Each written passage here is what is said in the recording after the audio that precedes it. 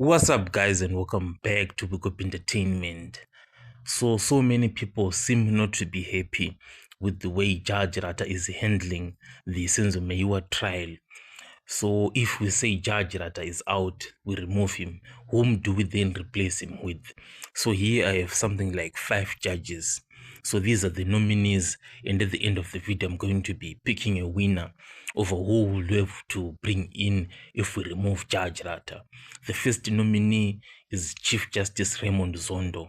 So he was the Chief Justice of South Africa and head of the judiciary. He led the Zondo Commission, which he was investigating state capture, which uncovered corruption at the highest levels.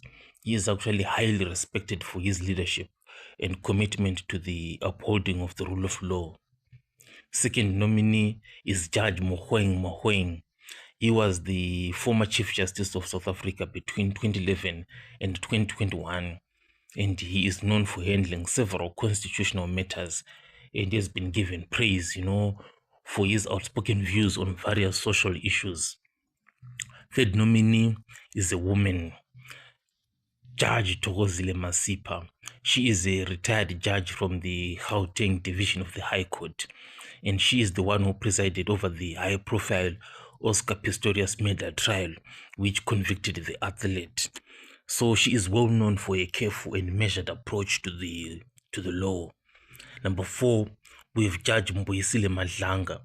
His role is the justice at the Constitutional Court of South Africa and has participated in many landmark constitutional decisions.